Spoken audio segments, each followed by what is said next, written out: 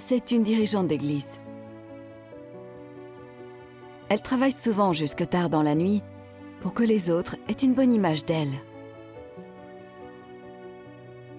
Elle travaille sans relâche, aux dépens de sa productivité. Grâce à la révélation des paroles de Dieu, elle voit que sa souffrance est une fausse image. Un bon comportement superficiel n'est pas à pratiquer la vérité. Suivre les paroles de Dieu sans artifice devient alors pour elle un mode de vie libérateur.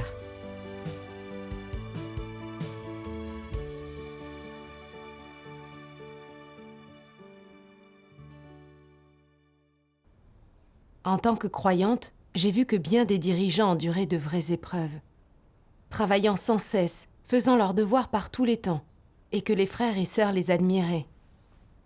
Tout comme moi d'ailleurs, qui espérais devenir un jour capable de souffrir comme eux et gagner ainsi l'admiration des autres. J'étais donc enthousiaste dans ma poursuite. Plus tard, j'ai été élue dirigeante d'église. Chaque jour, j'étais très occupée par mon devoir. On me louait parce que je savais endurer des épreuves, alors que j'étais encore si jeune, malgré mon jeune âge. J'étais ravie chaque fois que j'entendais ça, et je me disais que mes efforts en valaient la peine. Ensuite, mes responsabilités ont augmenté, tout comme ma charge de travail. J'ai vu que mes partenaires étaient capables de souffrir et de payer un prix. Elles se couchaient toujours très tard et allaient parfois aux réunions sans avoir eu le temps de manger. Leurs hôtes louaient leur capacité à endurer les épreuves dans leurs devoirs. J'ai pensé que, si les frères et sœurs aimaient ce genre de personnes, Dieu aussi. J'ai alors commencé à travailler jusque tard. Mais après quelque temps, mon corps ne l'a plus vraiment supporté. Passé minuit, je commençais à somnoler.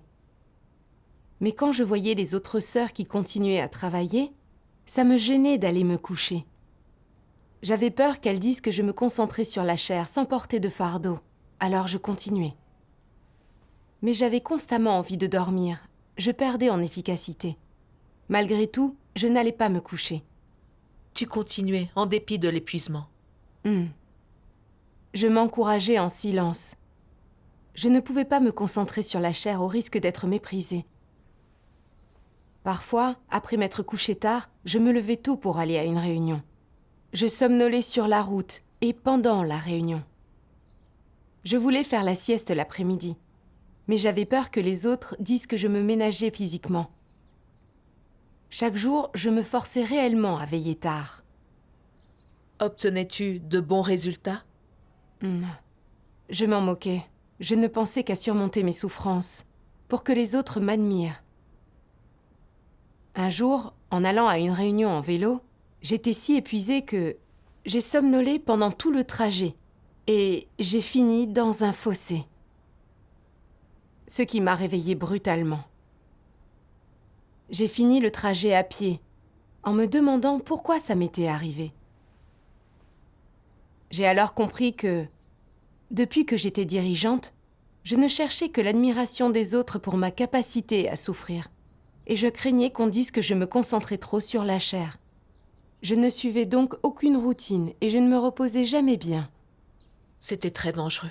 Il fallait s'en occuper immédiatement. Un jour, j'ai lu des paroles de Dieu exposant les pharisiens et je m'y suis comparée.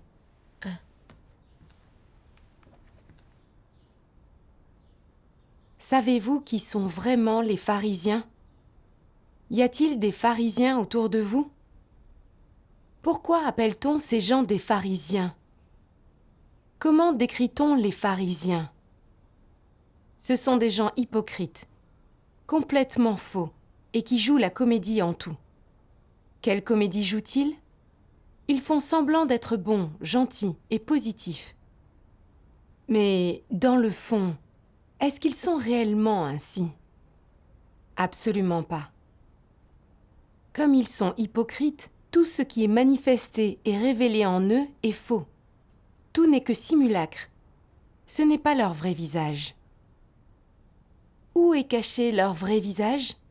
Au plus profond de leur cœur. Les autres ne le voient jamais. Tout ce qui se trouve à l'extérieur est un jeu. Tout est faux. Ils peuvent tromper les gens, mais pas Dieu. Si les gens ne poursuivent pas la vérité ou ne pratiquent pas les paroles de Dieu, alors ils ne peuvent pas comprendre la vérité. Et dans ce cas, même si leurs paroles sonnent bien, elles ne sont pas la réalité de la vérité, mais des paroles de doctrine. Certains ne font que répéter de la doctrine et singent celui qui donne les sermons les plus élevés. Et en quelques années seulement, leur récitation de la doctrine devient élevée. Et ils sont admirés et vénérés par beaucoup de monde, après quoi ils commencent à se camoufler et accordent une grande attention à ce qu'ils disent et font, se montrant très pieux et spirituels. Ils utilisent ces soi-disant théories spirituelles pour se camoufler. C'est tout ce dont ils parlent partout où ils vont. Des choses spécieuses qui correspondent aux notions des gens, mais sans réalité de la vérité. Et en prêchant ces choses, qui correspondent aux idées et aux goûts des gens, ils dupent beaucoup de monde. Aux yeux de certains autres, ces personnes semblent dévotes et humbles, mais c'est faux. Elles semblent tolérantes, indulgentes et aimantes, mais c'est un simulacre. Elles disent aimer Dieu, mais c'est une comédie. D'autres pensent que ces personnes sont saintes, mais c'est faux. Où peut-on trouver une personne sainte? La sainteté humaine est fausse, tout cela n'est qu'un simulacre. Ces gens semblent loyaux envers Dieu, mais ils ne font qu'offrir aux autres un spectacle. Quand personne ne regarde, ils font les choses superficiellement. En surface, ils se dépensent pour Dieu et abandonnent famille et carrière. Que font-ils en secret? Ils mènent leur propre entreprise dans l'Église, en profitant de l'Église et en volant les offrandes de Dieu en secret. Ces gens sont les pharisiens hypocrites d'aujourd'hui. Amen. Amen. Ce que ces paroles de Dieu révélées était vraiment incisif. J'agissais exactement comme les pharisiens. Ils se donnaient en spectacle avec leur comportement superficiel. Ils priaient délibérément au coin des rues et prêchaient les paroles de Dieu, pour que les gens pensent qu'ils étaient pieux et qu'ils aimaient Dieu. Mais en privé, ils ne pratiquaient pas les paroles de Dieu. Ils faisaient ça pour la galerie, pour gagner l'admiration des autres. Effectivement. J'étais comme eux. J'essayais d'avoir un bon comportement en apparence pour que les frères et sœurs pensent du bien de moi. Ayant vu d'autres sœurs capables de payer un prix dans leurs devoirs et de se faire encenser par tous, je faisais tout pour devenir comme elles. En devenant dirigeante, en voyant les autres sœurs travailler jusque tard dans la nuit, je m'étais forcée à veiller tard pour ne pas prendre de retard. Je continuais, même épuisée. Je n'osais pas faire la sieste, je m'efforçais de me présenter comme quelqu'un capable d'endurer des épreuves. J'avais l'air de faire de bonnes choses, afin de gagner l'admiration des frères et sœurs. Souffrir et me dépenser ainsi était contrefait et trompeur. J'empruntais le chemin des pharisiens. Comment n'aurais-je pas dégoûté Dieu? Sans la révélation de Dieu, nous ne pourrions jamais voir que les gens ont autant d'arrière-pensées dans leur souffrance. C'est hypocrite et Dieu le condamne. C'est vrai. Je me suis alors efforcée d'équilibrer travail et repos, en allant me coucher après ma journée de travail.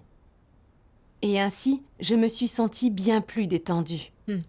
Dieu soit loué. 1 an plus tard, je suis partie à l'étranger. Ah, Les sœurs avec lesquelles je vivais pouvaient endurer bien des épreuves et travailler tard chaque nuit. Parfois, je voulais aller me coucher après mon travail. Mais j'avais peur qu'elles pensent que je me concentrais sur le confort. En outre, j'étais dirigeante. Que penseraient-elles alors si je me couchais avant les autres? Diraient-elles que je ne supportais pas la souffrance et ne portais pas de fardeau? En pensant ainsi, j'ai recommencé à jouer un rôle.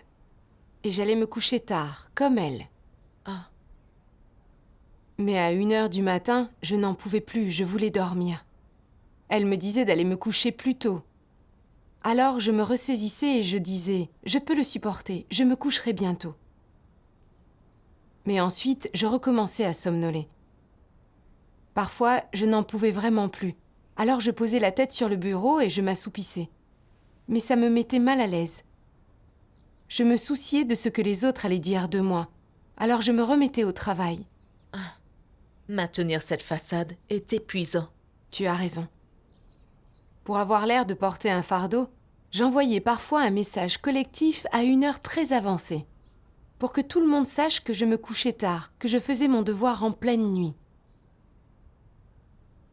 J'ai voulu acheter des compléments alimentaires pour mes problèmes de santé, mais j'ai eu peur de ce que mes sœurs allaient dire. Penseraient-elles que je chérissais trop la chair ? Finalement, je n'ai rien acheté.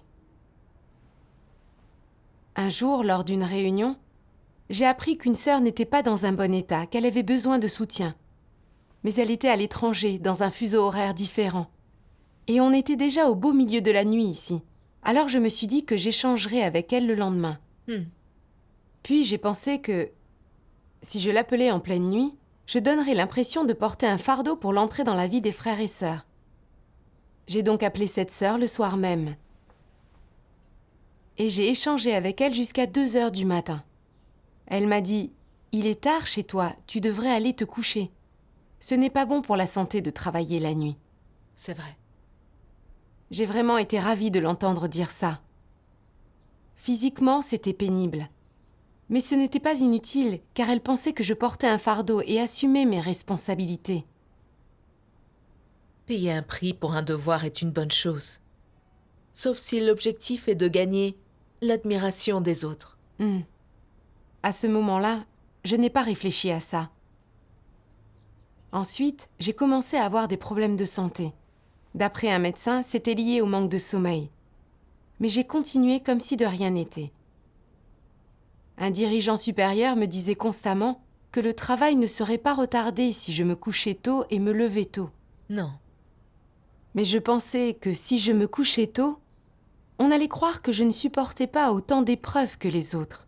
Alors serais-je admirée ? Je n'ai donc pas écouté les conseils du dirigeant.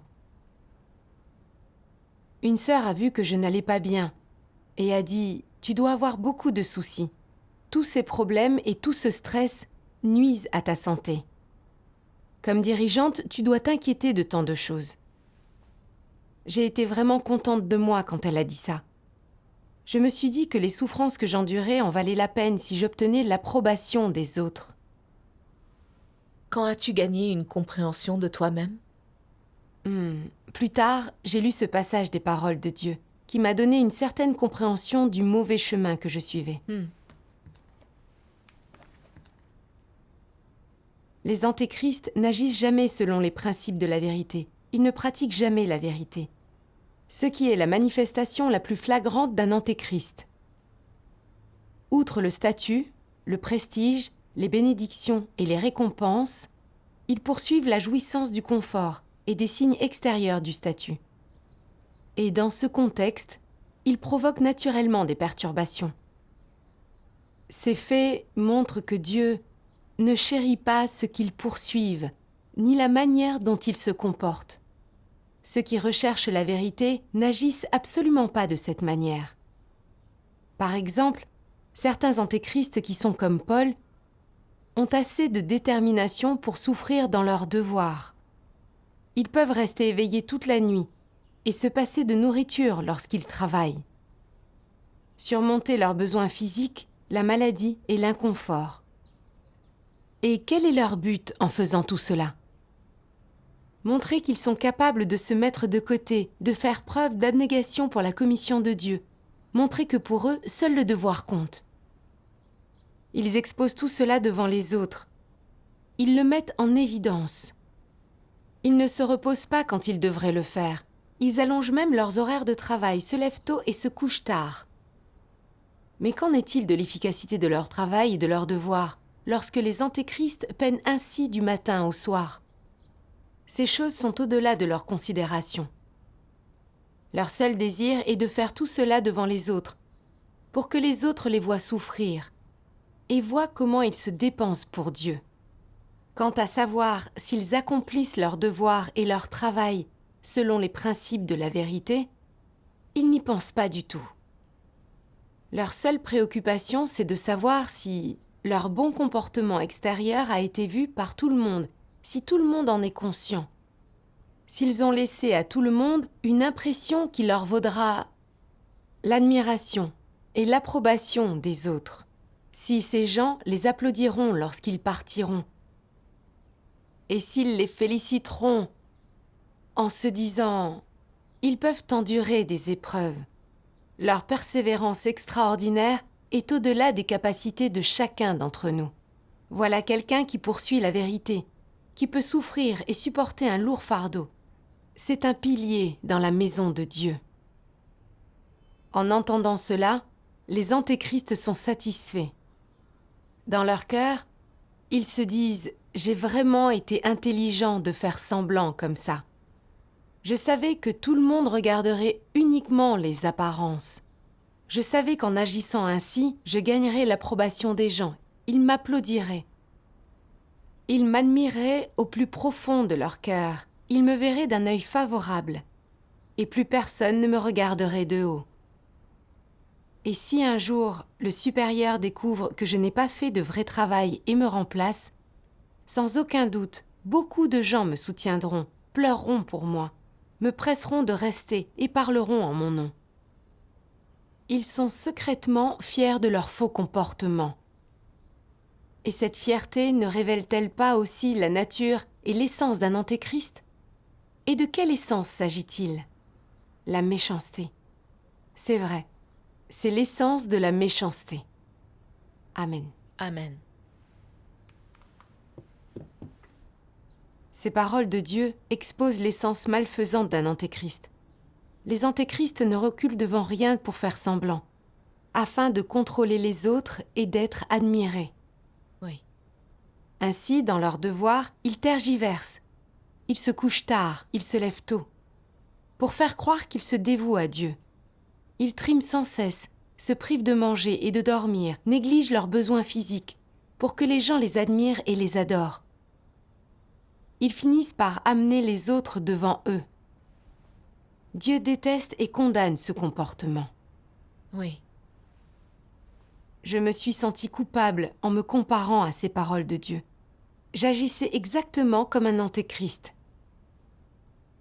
Je voulais montrer ma capacité de supporter toutes sortes d'épreuves et susciter l'admiration des autres. Donc je mettais en scène le temps que je consacrais au travail, au repos et au repas. Je ne prenais pas le repos nécessaire. Je me couchais tard délibérément, sans que mon devoir ne l'exige. J'avais fait tout ça aux dépens de ma santé. Par peur que les autres aient une mauvaise image de moi, je n'avais pas tenu compte de mes besoins physiques ni acheté les compléments nécessaires. Je m'étais établie moi-même en étant gentille et en souffrant, pour qu'on croie que je poursuivais la vérité, que j'étais assidue, dévouée, que j'étais une bonne dirigeante, pour qu'on me respecte plus. Mes efforts étaient entachés par la tromperie. J'avais donné une bonne image de moi, et grâce à ça, j'avais égaré les autres. J'ai voulu changer, alors j'ai prié Dieu, prête à me repentir. Amen. Puis je me suis demandé pourquoi j'avais autant essayé de montrer que j'étais endurante. En y réfléchissant, j'ai compris que mon point de vue était erroné. J'ai cru qu'être capable de souffrir et de sembler faire de bonnes choses, c'était pratiquer la vérité et satisfaire Dieu. Mais grâce à l'analyse des paroles de Dieu, j'ai vu que ce point de vue ne tenait pas la route. Lisons ces paroles de Dieu. D'accord.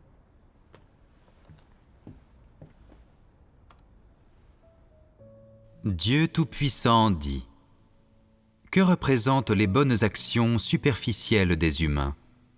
Elles représentent la chair, et même les meilleures pratiques extérieures ne représentent pas la vie. Elles ne montrent que ton propre tempérament. Les pratiques extérieures de l'humanité ne peuvent pas satisfaire le désir de Dieu. Si tes actions n'existent qu'en apparence, cela signifie que tu es vaniteuse à l'extrême. Quel genre d'humains sont ceux qui n'accomplissent que de bonnes actions superficielles et sont dépourvus de réalité ? Ceux-ci ne sont que des pharisiens, et des religieux hypocrites. Si vous ne rejetez pas vos pratiques extérieures et êtes incapables d'opérer des changements, alors ce qui constitue votre hypocrisie ne fera que grandir. Plus ces constituants seront nombreux, plus il y aura de résistance envers Dieu. Au bout du compte, de telles personnes seront sûrement éliminées. Aujourd'hui, il y a des gens qui, lorsqu'ils accomplissent leur devoir, travaillent de l'aube au crépuscule ou restent éveillés toute la nuit et se privent de nourriture. Ils sont capables de soumettre la chair, d'ignorer les difficultés physiques et même de travailler quand ils sont malades. Cependant, bien qu'ils aient ces mérites et qu'ils soient de bonnes personnes, il y a encore des choses dans leur cœur qu'ils ne peuvent pas mettre de côté. Le statut, le prestige et la vanité. Et s'ils ne mettent jamais ces choses de côté, sont-ils des gens qui recherchent la vérité ? La réponse est évidente. Rien n'est plus difficile que d'accomplir des changements de tempérament quand on croit en Dieu. Les gens peuvent rester célibataires toute leur vie, ils peuvent ne jamais manger de nourriture riche, ni porter de beaux vêtements, ils peuvent même dire « Peu importe si je souffre toute ma vie, ou si je suis seul toute ma vie, je vais le supporter. Avec Dieu, ces choses ne signifient rien. » Il leur est facile de surmonter et de résoudre la douleur et les difficultés de la chair. Qu'est-ce qu'il ne leur est pas facile de surmonter ? Leur tempérament corrompu. Les tempéraments corrompus ne sont pas résolus simplement en les surmontant. Afin d'accomplir correctement leur devoir, de satisfaire la volonté de Dieu et d'entrer dans le royaume, les gens sont capables de souffrir la douleur de la chair, mais le fait de pouvoir souffrir et de payer un prix, signifie-t-il qu'il y a eu un changement dans leur tempérament ? Non. Pour déterminer s'il y a eu un changement dans le tempérament de quelqu'un, ne regardez pas combien de souffrances il endure, ni dans quelle mesure il se comporte bien en apparence. Au lieu de cela, vous devez regarder quels sont le point de départ, les motifs et les intentions qui sous-tendent ses actes, quels sont les principes de sa conduite et quelle est son attitude vis-à-vis de la vérité. Seule une évaluation selon ces aspects est correcte. Amen. Amen. Ces paroles de Dieu sont très claires. Un bon comportement extérieur ne veut pas dire que l'on pratique la vérité, ni qu'on a changé de tempérament ou gagné l'approbation de Dieu. Quand on essaie toujours de se faire admirer, sans avoir résolu son tempérament corrompu, même si on se comporte bien, tout cela sera simulé comme un rituel religieux. On ne gagnera pas l'approbation de Dieu, mais en plus cela le dégoûtera. C'est vrai. Paul s'est montré capable de supporter des épreuves. Il a été emprisonné et n'a pas trahi le Seigneur en s'efforçant de répandre l'Évangile. Son comportement semblait digne d'éloge. Mais les souffrances qu'il avait endurées visaient à faire des transactions avec Dieu. Il voulait les troquer contre la bénédiction du royaume de Dieu. Ces bonnes actions ne signifiaient pas un changement de tempérament. Il était devenu plus arrogant. S'affichant sans cesse et se rendant témoignage à lui-même, il avait même témoigné qu'il était le Christ vivant et avait été puni par Dieu. C'est vrai. Quant à moi, je n'avais songé qu'à donner l'impression que je me comportais bien pour qu'on m'admire. Mais je n'avais pas essayé de résoudre mes tempéraments corrompus. Par conséquent, j'étais devenue hypocrite et je n'avais pas changé mon tempérament de vie. En continuant ainsi, je n'aurais pas gagné la vérité. J'aurais fini par être bannie, comme Paul. J'ai alors voulu changer mes poursuites et mes points de vue incorrects. Amen. J'ai lu ce passage des paroles de Dieu.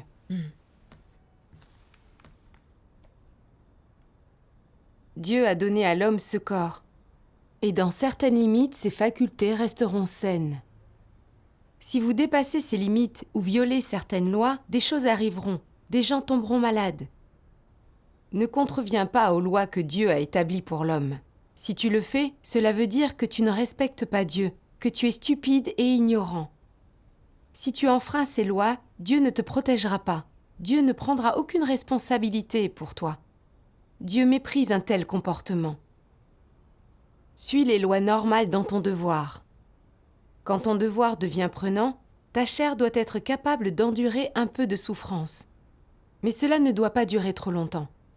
Sinon, tu seras épuisé et inefficace dans ton devoir.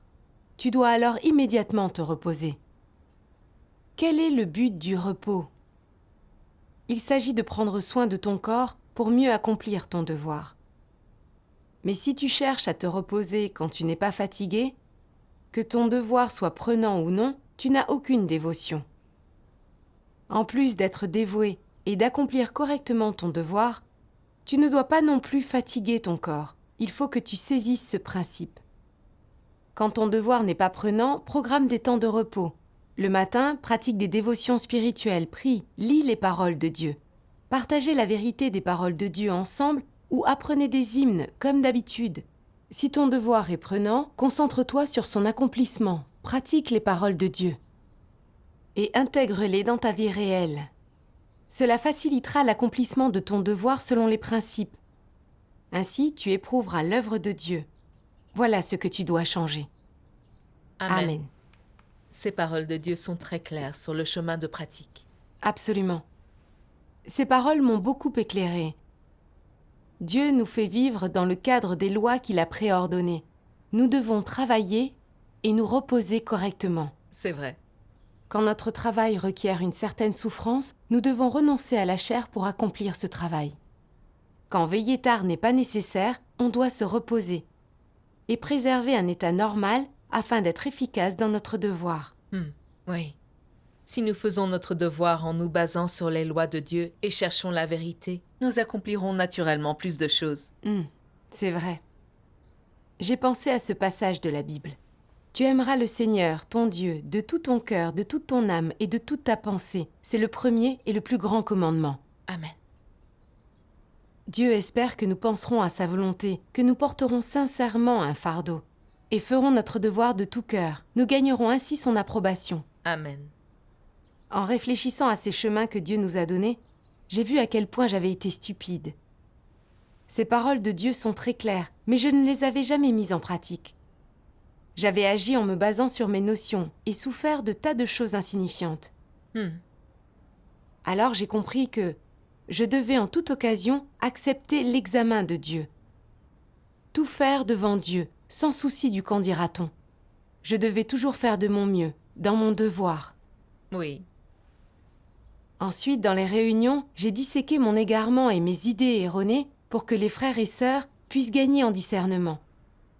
Concentré sur la pratique des paroles de Dieu, j'ai cessé de faire semblant. Parfois, quand j'avais envie de me coucher tôt après mon travail, mais que je voyais que mes frères et sœurs s'affairaient encore, je redoutais qu'ils pensent que j'étais paresseuse et que je cherchais le confort. Mais quand je comprenais que je recommençais à faire semblant, je priais Dieu et renonçais à moi-même. Quand il n'y avait pas de tâche urgente, je conciliais travail et repos. Au fil du temps, j'ai cessé de m'inquiéter de la façon dont les autres me voyaient. Je me suis sentie vraiment soulagée. J'imagine. L'expérience m'a montré que seules les paroles de Dieu étaient la direction pour agir dans la vie, et que suivre ces paroles était un soulagement. Il est inutile de faire sans cesse semblant, de vivre d'une façon aussi épuisante. C'est vrai. Rendons grâce à Dieu. Dieu soit loué.